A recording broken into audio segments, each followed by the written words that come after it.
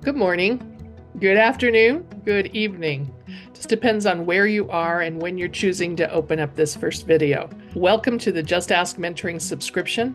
I'm Brenda Kaler, and next to me, actually several states away, is Jeff Craig.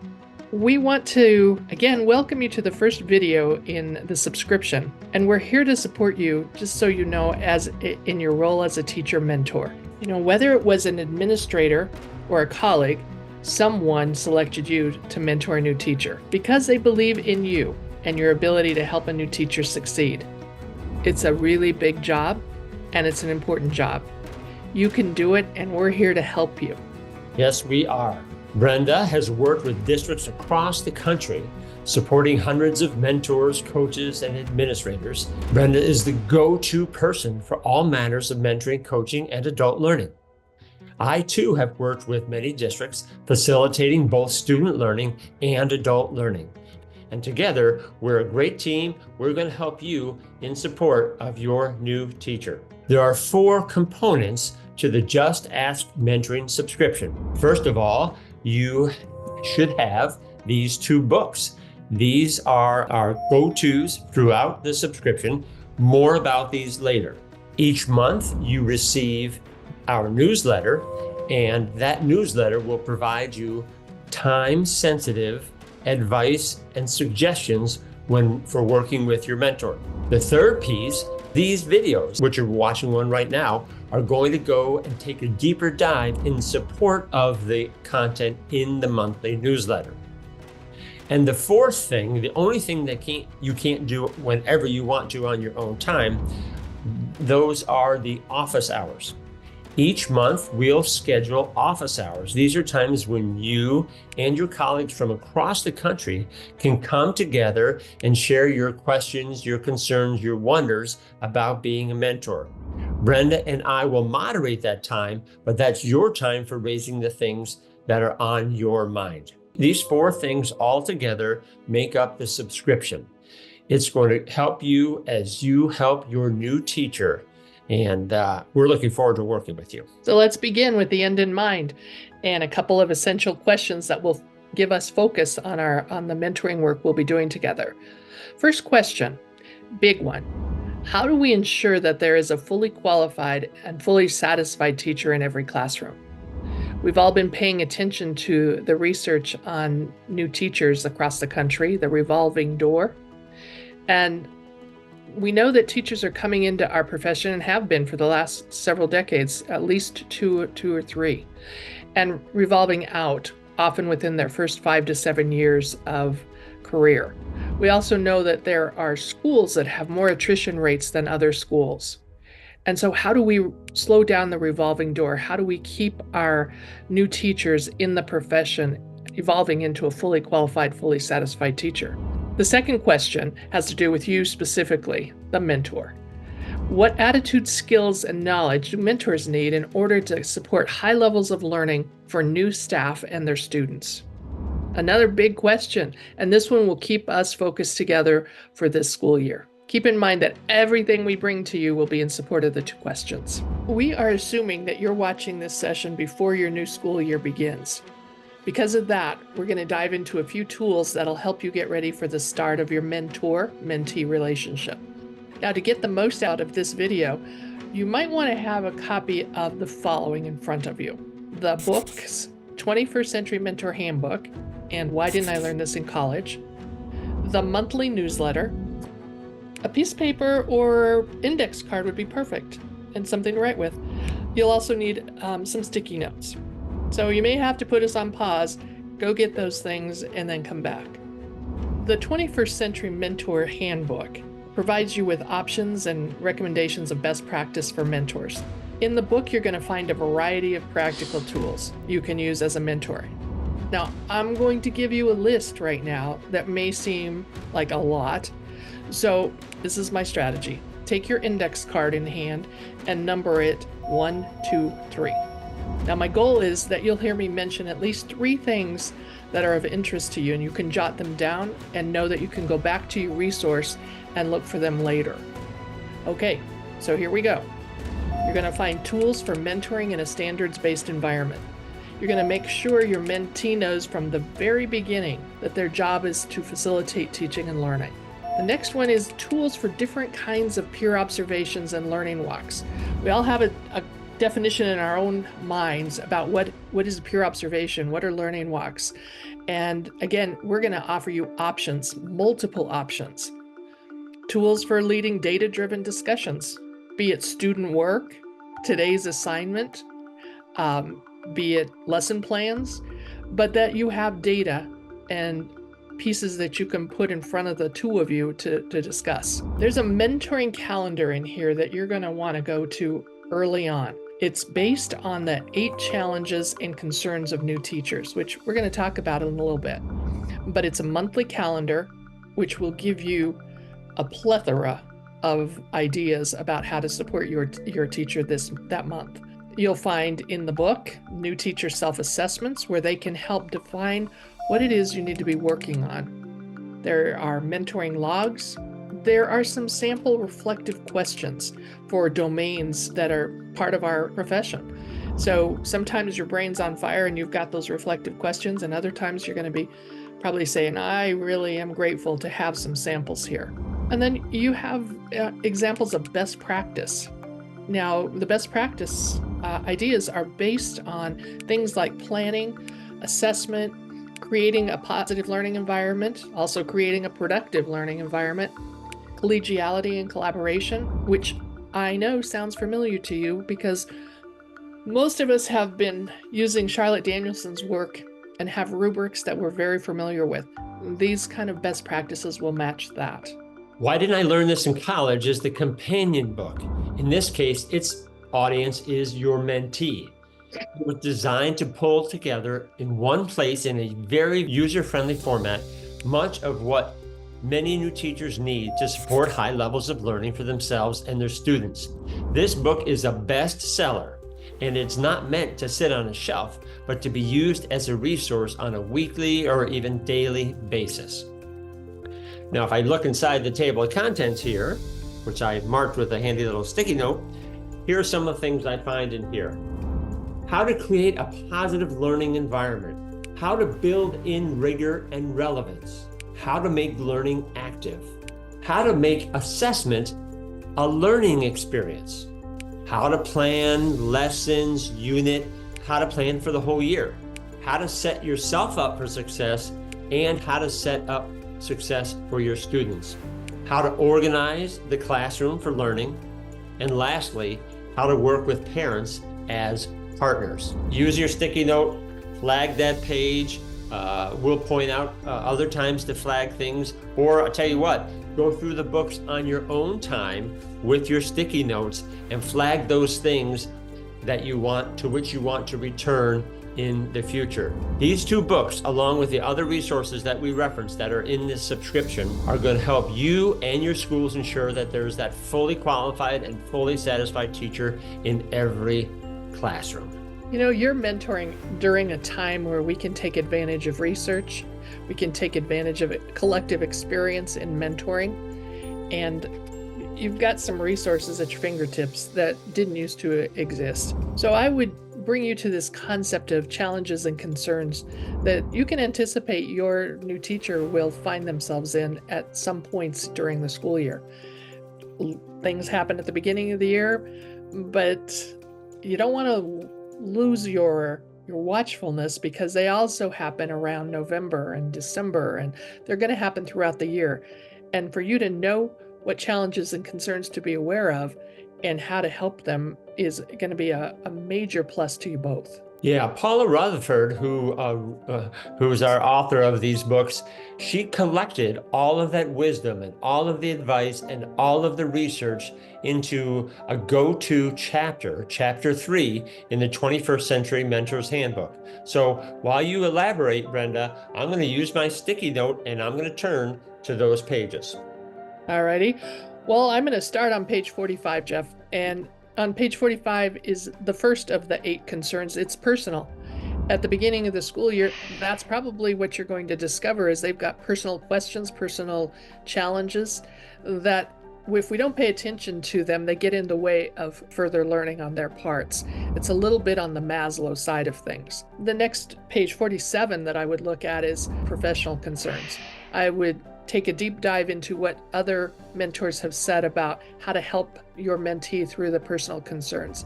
Right. Remember when you were a first-year teacher, right? And you were trying to figure out so many things in such quick fashion. It was daunting. Now that we look back, it's behind us. We're like, but for a new teacher, everything is new. Everything. And where we're going to discover they want to go, and they're going to have a lot of questions, is curriculum, instruction, and assessment. And justifiably so. Page 49, if you're marking your book, that's where it begins, 49 and 50. I've yet to meet a new teacher who didn't want to have more time, not less time, focused on curriculum, instruction, and assessment. And hand in hand with that goes all of the systems you set up in your classroom, systems for how you are organized and how your students do everything. The voice of Harry Wong is right there haunting me about how important it is to have systems in place. Well, some of that advice is right here. The pages that follow will take you on a journey through the suggestions of mentors in all 8 areas. I have a feeling that some of you out there want to see a list. Pages 89 and 90 have just a linear list of the challenge and concerns areas for you to think about. Think about ahead of time. It's so much easier to think, okay, what if this? What if that? You're going to be responding in the moment as well. But right now, it's about getting yourself ready and thinking through those 8 challenges and concerns per month. They're going to come up in any given month. So when they do, you can go to those voices of all of those mentors. As the year progresses, we're going to use that framework of challenges and concerns. You'll see it in the newsletter and you'll see it in our different videos, because it's a way to try to get a handle on just what's going on. If you in your mind can think, okay, this is a personal issue, or this is an organizational issue, whatever the case may be, it's going to help you find that advice, those voices from the other mentors and research to help you navigate the challenges and concerns as they come up. To help you prepare for the start of the school year and your work with a new teacher, there is an opening of the school checklist. This checklist is a comprehensive, very comprehensive to-do list. It is linked in this month's newsletter. The checklist is so helpful that we encourage you to print it out. Here's what it looks like. You're going to see a couple examples on your screen in a few moments also, but it's a to-do list with things listed there, and you can make notes about what and when you do. And it is organized according to those challenges and concerns we previously described for you. So what you're going to see are the 8 challenges and concerns with some to-dos there that are specific to the work of the mentor. In addition to the 8 challenges and concerns, there's a section for special or exceptional educators right there following that 8th concern. So it's such a quandary here as to why the revolving door is faster yet for special educators. I think we need to slow it down, think about what they need, think about how to best support them. And here's a way to start at the beginning of the school year. Now, the opening of school checklist might seem daunting, but keep in mind that you won't do every single item on the list. You look the checklist over and you determine which items are important for you. And as you get to know your new teacher, your mentee, you'll also be able to identify the things that are most important for him or her. Let's take a look at the checklist with a couple of examples that might show you how it can work. Well, I took the first one, the personal concerns examples, because I do think that they will appear at the beginning of the school year for you. I chose 2. 1, contact the new teacher, your new mentee, as soon as possible after they're hired. Friendly voice, offers to help. Perhaps you could schedule lunch together. But I think you want the impression that we're here for you to stay with them from the very beginning. The second one is really big, and I thank three mentors from Florida for teaching me this one.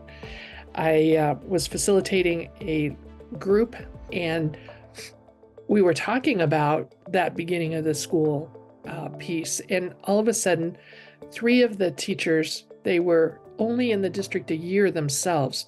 They came up to me and asked, could they speak to the group? And what they wanted to impress was how important it is to take care of your mentee at the beginning of the year when they are inundated at that new teacher orientation with new information. They described it as the sensation of a firehouse or a fire hose of information. They talked about high stress. And again, that's what we don't want. So let's greet them. Let's meet them at new teacher orientation. Let's sit with them and let's quietly explain what that acronym means or what a certain reference is, because all of a sudden they're trying as hard as they can to keep up with the connections, and they may find it's not working and get into overload way before we want them to. Another thing that I think is very, very important for our new teachers is to be organized. If that fire hose is turned on full blast, the only way to get through that and then have a productive environment of learning is to be organized.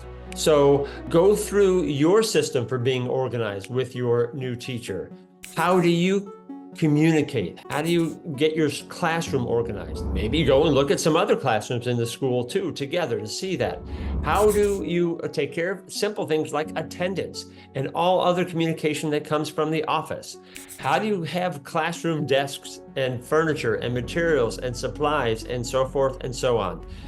Your new teacher is going to want to hear from you how to navigate all of these questions and how to be organized for the beginning of the year.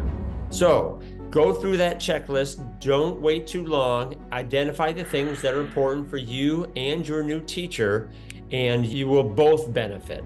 Print that checklist, go through it, and get started.